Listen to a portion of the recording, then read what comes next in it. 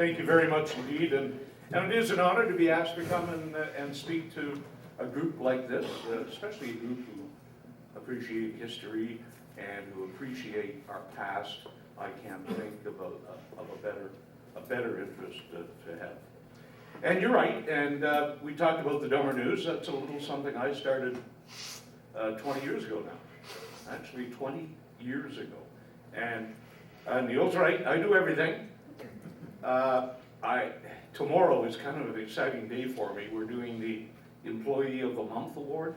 I'm kind of excited about that. I do look forward to that. I do look forward to that. And how did that start? Well, that started 20 years ago. And to be quite honest, what happened was I all of a sudden came home one day and I didn't have a job. The big boys from Toronto came into the radio station I worked at for many years and simply cleaned out the old guys. You're out of here. So I didn't have a job anymore.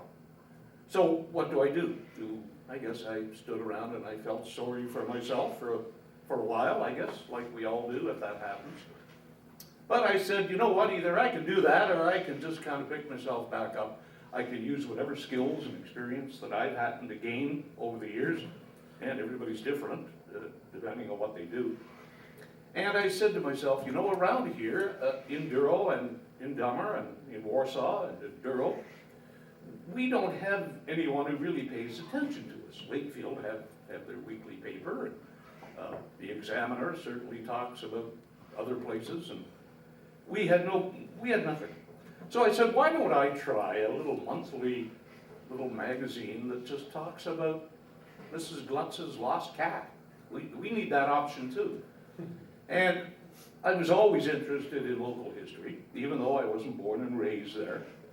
But it always fascinated me. It just so fascinated me. So I started this little thing all by myself. I didn't know how to turn a computer on at the time. That was 1993. And I just said, you know what, I'm going to figure this out. And I did it. And the first early ones looked pretty primitive, probably, I guess, if I look back now. But I learned how to do it. I thought it might go for 4 or 5 months, maybe. I don't know. We'll see if people like it. And for some reason, it took off. The main reason it took off is because of that basic formula. Keep it local and keep it involving things that just everyone relates to. It doesn't have to be a big editorial piece. It doesn't have to be serious all the time. So that's the formula I started with, and it's the formula I still use. And I got to admit, I'm getting a little tired, not of doing the stories and the research. That's what I love doing, interviewing people. I love doing that. But what I find very stressful anymore, and now that I'm 45, Neil, I'm starting to notice that. It's doing the layout, doing the business end of things, and it's getting to the point, you know, I kind of like a life too. I'd maybe like a Saturday off. With all the duties I have as mayor and as warden, I'm really getting tired, and it's tough. So I'm starting to make a couple of changes. I'm not going to be out of the Dummer News. No one will ever do that for me, so don't go there. But I am looking at getting some help to do, you know, the layout and all that tedious stuff that really isn't fun. And the business end of it, things of that nature. But I'm still going to continue doing the stories, and I'll have more time to do them the way I want to do them, and not have to rush at 7 o'clock Sunday morning trying to get it done. So you might see a couple of changes in the Dummer News. You probably won't be able to tell, but I'm just getting some help to do that stuff, and I won't be able to get the Employee of the Month award all the time. So as I said, I started with the knowledge that local history is so important. And I've lived in Warsaw for 37 years now, I guess. I don't know how that happened. It feels like 10 years ago I moved there. I'm a Toronto guy. Basically, I was born and raised in Scarborough, and I'd probably never heard of Lakefield before I came up here. But I all of a sudden just gravitated. It just felt like it was me. I used to feel so sorry for myself I wasn't in any of those class pictures. You know? I wanted so much to be part of it. But if I couldn't be part of it, at least I could bring back those wonderful memories to people. And I don't care what you say, people look for that every month at those old school pictures. It might be Aunt Martha, it might be the kid next door. That's what they want to see. I mean, how basic can you get? So I dug into the local history, and I just loved it. Matter of fact, I live in the house that Dr. Donald Monroe lived in, and that's where he practiced his medical practice. So Doc Monroe operated on people in my living room. He taught people how to play the fiddle in my laundry room. And I've got a great respect for him, even though I didn't know him.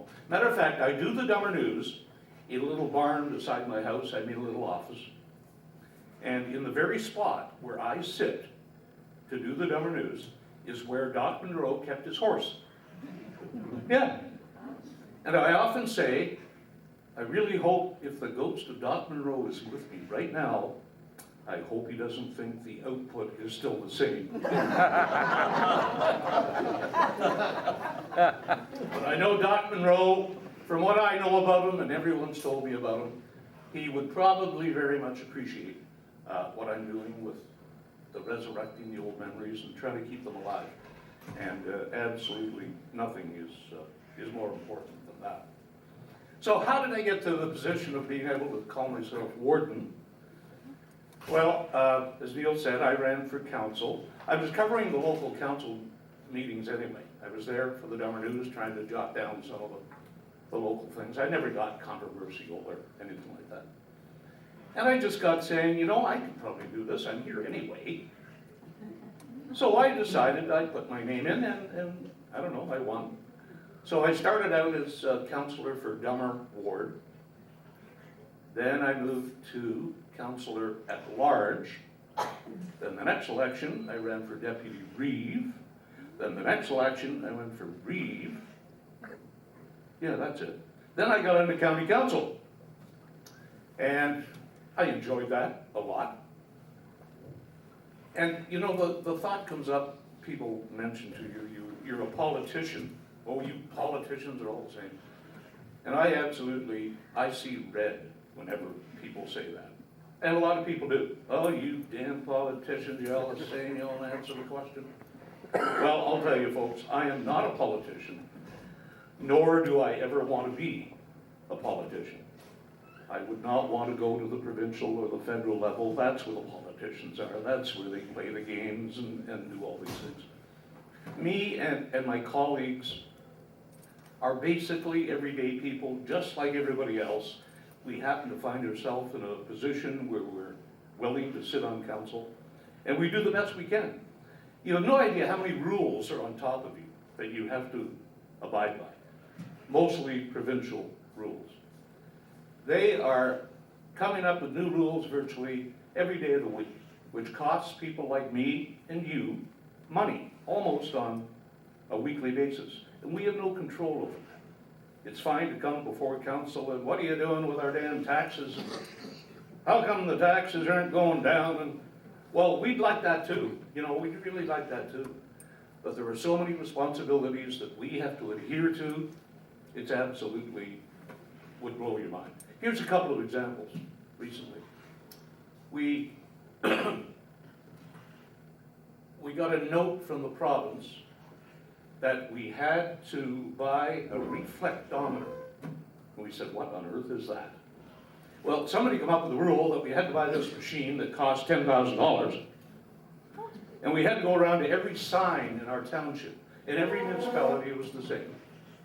We had to go to every sign with this $10,000 machine and measure the reflectiveness of the sign and give it a number with this fancy machine. That little project probably cost us $30,000. Who knows? By the time you pay staff, the machine, and we had to submit all these numbers, and if they determined one of the number wasn't quite good enough, then we've got to go replace all the signs because they didn't have the light reflectivity that they wanted. So there's no choice. no choice of these things. It's the kind of thing we have to do. Another example, the county was redoing Bedford Road last year, year before. And they were redoing the road and they were ditching it. Well, someone came along and discovered a little minnow in there. This is a ditch that we just made. We just made it ourselves. And a little minnow was in there. Well, we got shut down. Didn't we have to do an environmental assessment? And I think it upped the project by something like $50,000. So these are the kinds of things that are happening all the time, and we have no choice over. So next time you want to call me a politician, I guess you can go ahead and do that if that makes you feel better. But believe me, we're no different than anybody else is. So that's it, the Dummer News. That's probably enough of that. I did bring some copies of the brand new one, or over there if you want to grab them before they're gone. And I left some pins up here with Neil, some lovely county pins. If anyone collects pins, I know a lot of people do, so I want you to help yourself with them. Okay, so then I became county warden. And when you're a member of county council, there are 16 people sit around the table. I know in the old days there used to be 36. I don't know how on earth they managed to get anything done. But there are 8 municipalities in the county of Peterborough. Dummer is one. We have, oh yeah, you have a new name now, don't you? We have Selwyn Township. We have Trent Lakes now, that's another new one. And then we have Asphodel Norwood. We have Autonomy South Monaghan. We have Cavan Monaghan. We have Havelock, Belmont, Methuen. And I think I've got them all North Kawartha as well, up in the Apsley area. So from every municipality, the reeve and the deputy reeve, or the mayor and the deputy mayor, sit on county council. Now the county has totally different responsibilities than our own municipality does. We are not like the city of Peterborough. The city have to look after everything, their policing, their garbage collection, everything. We do many of those duties at the local level, right, in our own township. But the county has very distinct responsibilities, and it's a huge operation, it really is. So we look after, and many people don't know it, E&S is all looked after by Peterborough County. Even though the city of Peterborough gets about 70% of calls, it's Peterborough County who is in charge of E&S. So the ambulance drivers you'll see drive down the street are indeed employees of Peterborough County. And there's a lot of those guys and gals who do just a great job. The roads is probably the biggest expenditure that we have. You know, the Duro Depot, that's the main road area. And all the guys and gals who work there, that's a huge expense to run the roads department. We also have a GIS department. And in these days of technology, that has become very important for people with mapping, etc., and that's a big department. Also, planning matters is something that the province have been increasing the rules on for many years. So the county is just a huge operation. So I get to sit at the front of the county council chambers, and believe me, I keep shaking my head every time I walk in there. How on earth did you get to do this? I get to put the dress on, and then I have the chain that I put on. And what I really like is when I walk in the room, Neil, you're gonna like this. You have to stand. Oh, I love it. And all these things are very nice, and you can chuckle about them sometimes, and they do, believe me, when I have my dress on. But it's all tradition, and it's so important to maintain that tradition. It's not about me, it's about the position of warden. And it goes back so many years. Every time I walk in and sit up on that big desk with the little roof over me, I finally found out what that was. It wasn't in case people throw tomatoes at you, because it's been there since the 1800s. It's a sound baffle, because back in the old days, they didn't have microphones, and it was a huge area. So this little thing above you, there's a name for it, I forget it. It's to pull the sound down so they can hear you. So we finally found out what that was all about. But I get up there and I never cease to get a tingle right down my back that, do you realize how many people have sat in this chair? All those wonderful men over the years and women who have sat there. And how on earth did I get here? It's just a wonderful, wonderful experience, and believe me, I don't take it lightly. The very first person to sit in that chair, coincidentally, was also from Duro-Dummer. And that was George Arundel Hill. Back in 1838, I've got all the numbers here. That's when the cornerstone was laid of the county. I think it was a couple of years later. That's when he made his first trip to that chair. So George Arundel Hill lived near the Bethel Church off Stony Lake Road, right? You go in there a bit, and his old homestead was in the woods. I guess he was quite the guy in his time. He came over, and his main claim to fame, he was a military man. When he got here, his claim to fame was he wrote a book for other settlers. Here's what to expect. I've been here a couple of years. I've paid the price, and we've learned all the lessons, so here's what you can expect if you decide to come to Canada. Bring this and bring that. Don't worry about this. Don't worry about that. So obviously that was a very popular book. You can only imagine if you were going to come over to Canada. And then he got involved in education, was something that was very important to him. And matter of fact, his portrait is in the Warsaw Public School, which was kind of a nice gesture, because that was the area that he started the first education system. And somehow he got involved in the local politics. I believe he was treasurer of Dummer Township at one time. That led him to get involved in the district of Colborne. In those days, Peterborough County was much bigger than it is today. It was the district of Colborne. It included Cobourg and Lindsay and just a huge area until they shrunk it down in size. But he was the first person to sit in that chair that I get to sit in twice a month. And it's kind of neat. I was taken up there. As a matter of fact, a number of years ago, the county wanted to put a historical plaque. Oh, Jerry, you remember this story? No? Don't quote me. I'd never quote you, Jerry, believe me. The county wanted to do that, and the lady who owned the property where he was buried didn't want any part of it. For whatever reason, it was her business. She owned the property. She didn't want people trekking in there and disturbing things. That was her business. So she refused that. And at the time, she took me in there, kind of, don't tell anybody, but I'm going to show you where he's buried, because nobody knows.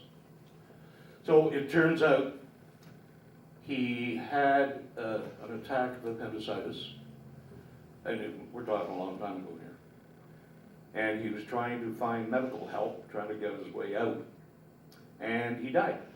And I guess back in those days, they buried the people where they died. So it was right at the side of the road. So she took me in there, it was a number of years ago now, and she kind of looked around, making sure nobody was looking, and so there he is right there. Oh, that gives you the chills. And I can still picture what she pointed at. I picture going over this little wooden bridge, and just over the bridge on the left, that's where she pointed. So since then, she's passed away, the owner of the property. She left it to her daughter, and now they've sold it to somebody else, and I won't get into names. And the subject come up again. They were willing to look at perhaps putting up a memorial plaque or something to commemorate where he's buried. Here's the first important person who did all this stuff. I mean, you got to remember this guy. So we went in there again, and this is a number of years later. I said, well, I can still picture it, so let's go. So in we go, and I went to the place where I was sure that's where it was, but it didn't look the same. Things had been changed. So I can't prove that to anyone. It's only that one trip I had with that lady who pointed to me. There was an actual cemetery in the woods where the rest of his family are buried. You can see that very clearly if somebody takes you in there. But we've got no proof that that's where he was. So someday I'd like to see some kind of a memorial plaque just saying this is where George Arundel Hill lies and his contributions that he made. And I just feel like I guess I have a bit of a connection with the Warden seat, you know, on this fella. And it's a shame to let those things go down the tubes and the memories. Now, a few facts about the county, and I know you're all historical buffs, and this is the stuff I like. Just to give you a few facts. It was founded 1838 as the District of Colborne. That's when all that started. In 1850, it became the County of Peterborough. Now, Mr. Pierce happened to be the very first warden for when it was the County of Peterborough as we know it today, when the area changed. The courthouse, the cornerstone was laid in 1938, and it was completed in 1840. I don't know how familiar you are with the county building, but even today you walk in and it's just oozing with history. The old jail at the back. You don't want to go in there on Halloween night. Believe me, it is a spooky place. We've had a number of little trips and tours in there. And there are still areas that look the way they did back in 1860 or whenever it was operating. It closed up in the 90s after there was a major riot and the inmates just totally trashed the place. And in many ways it still looks the same like it was the day after. Junk all over. We cleaned a bit of it up, but my goal was always to look at using that jail as a county archive. What a lovely place to store all the old records. I mean, they're scattered all over the place. But the reality of it is, even though you can want these kinds of things, it would cost an absolute fortune to bring that area up to today's standards, the dampness, and all those kinds of things. So that's probably a dream I'm never going to see. The registry office, that was moved in 1992, and that was there at the county courthouse for many years. And that jail, it closed in 2001. Lang Pioneer Village, that is the one way the county, I think, can really appreciate our history. How many people have been to Lang in the last 5 years, even? Yeah, well, there's still a few who have never been there, not in a while. And you really do owe it yourself to go there. They've done a marvelous job. In the last few years, things have increased greatly. They've added a number of things. The Weaver Shop is the newest building, and that building, if you next time you go, was modeled after PG Town Store in Durham, which is rather neat. Notice I keep getting all our local references in. Notice I can't help that. But that was modeled after the design of PG Town Store, and in it is the original weaving equipment by Mr. Lowry, the famous weaver. And coincidentally, that equipment was located in the village of Warsaw when he operated it back in the 1800s. So that is there now. It is kind of the precursor to today's computer. It uses all these punch cards, and it's just amazing to think they could do that back in that day. So that's all on display. They're going to have it working very soon. They also have a model of it, an exact replica, but the original one is there as well. So you really do need to go there and have a look at Lang. I'd like to see Lang, personally, kind of step it up a notch and maybe jump into another generation. When that first opened, we would say, oh, my grandmother lived like that. She made candles. But now the years have gone by, and now we can't say that. You know, it's kind of getting separated from memory. I'd like to see maybe another couple of streets built, maybe some houses from the 20s, 30s, 40s, maybe show some old radios and the old first telephones and a typical living room of the time. So I think it's about time to start expanding that just a wee bit. You can do it up into the 50s, you know, and have an old TV set. I think the kids today would enjoy that, just the way we enjoyed seeing your grandmother make the candles. So you gotta kind of progress with the times. Anyway, with Lang, we're very, very proud of it, and that is owned entirely by Peterborough County, and we make use of that to the best we can. What else happened at the county? I talked about that. Oh, in 1904, the very first escape was recorded at the county jail. That was a pretty secure place. Now, there were 3 hangings that happened there in the courtyard. 3 over time. There were other executions, but 3 hangings in the history of Peterborough County. And all 3 were associated to Dummer Township. I don't know if that tells us anything or not, but there was a link there to all 3. Edward Stonewall Jackson, he was the very last person hanged in the jail yard. And the one before that was the young lad who killed one lady. He ended up killing both of them, I guess, at Old Maid's Corners. I don't know if any of you remember that story. I've had it in the Delmer News a couple of times. And that's just near Drains Pit, only just near Norwood. And that was, I believe, 1912. He got off a train and jumped the train, and God knows what happened, but he went in there and the ladies tried to help him and give him a meal if he'd cut some wood for them, and he ended up taking the axe to one of them, or to both of them. One died right away, the other died a little while later. Anyway, he was taken there, and he was hanged in the yard, just a young lad. How sad. So there's all kinds of stories like that that all lead back to the county. Anyway, in a nutshell, and I don't want to go on and on and on, on a personal note, I just got to tell you what happened to me and my wife this past, well, it's been 1 week. I don't want to whine because nobody got hurt, nobody got killed. But last Thursday, picture this one. Get up in the morning, and my wife Ann says to me, "Is there a mist in this house, a fog?" And I said, "No, you're crazy. Must be your glasses."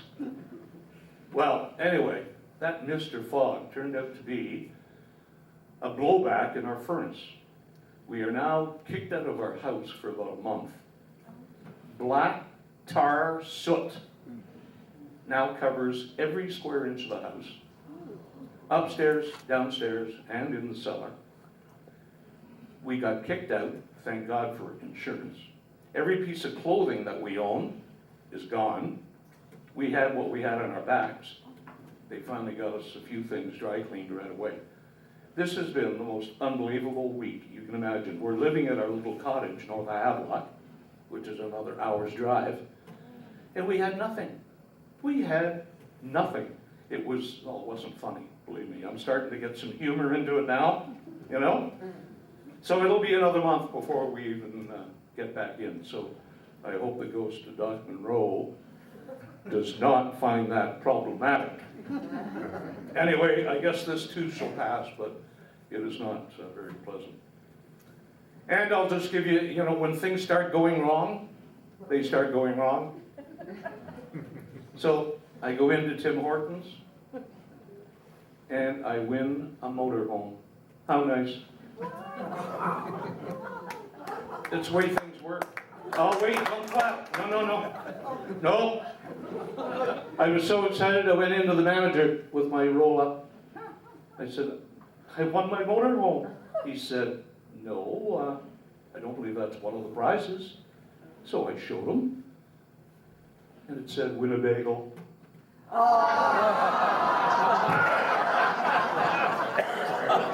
So It just shows you, don't, you know, life is full of disappointment. When things start going wrong, they go wrong. But the long and short of it is, you know, I've never been so proud of my entire life than to be Warden of Peterborough County and to be Mayor of the Township of Duro-Dummer. I'm a regular guy, just like everybody else. How I got to that position, I don't know, but I'm very proud of my municipality, I'm very proud of my county, I'm very proud of the people in it, and I'm just totally honored to be able to represent everyone in the best way that I can do it. So I hope you keep being wonderful members of Peterborough County, and I hope you keep reading the Dummer News. And I go to these things all the time, and I had to do a big speech yesterday at Chamber of Commerce. They have this big, they fill this place, Holiday Inn, and it's up to, the mayor of Peterborough gets up and does his little 10 minutes bragging about how wonderful the city is. And Dean Del Mastro and Jeff Leal were supposed to be there, but they didn't show up. And then, so it was my turn. And I usually get on this thing, I guess it's chip on my shoulder. All they want to hear is about the city. They seem to forget the people in the county. Life goes on outside the city limits. And if the city ever lost access to the 55,000 of us, they'd be down the tubes real fast. And I keep trying to remind people about that. So I'm in a crowd probably twice the size of this, and I said before I started, and the mayor's sitting right there, smug. So I said, just for interest's sake, how many in this room are taxpayers in the county of Peterborough? And there was this pause. And then all of a sudden the hands went up. I bet it was 80% of the people in that room were from Peterborough County. I don't even think they realized it. So I said to the mayor, enough said. I said, perhaps you'd like to take your little group and go out of the lobby. So I got it good. But I enjoy representing the county. It's the greatest place in the world to live. Sometimes we need to be positive. Let's get rid of these negative. It's so easy to be negative. Of course it is. We pay too much taxes and this is wrong and that's wrong. But there's more right than wrong. And we're damn lucky to live in a wonderful county, and I'll never stop preaching the word. So thank you for having me tonight. I am going to go now and try to make my wife feel better as she dusts off the black soot from everything she owns. And I thank you for having me. It's a real honor to do this. And anytime I can help you, I will. So thank you for having me. Bye-bye.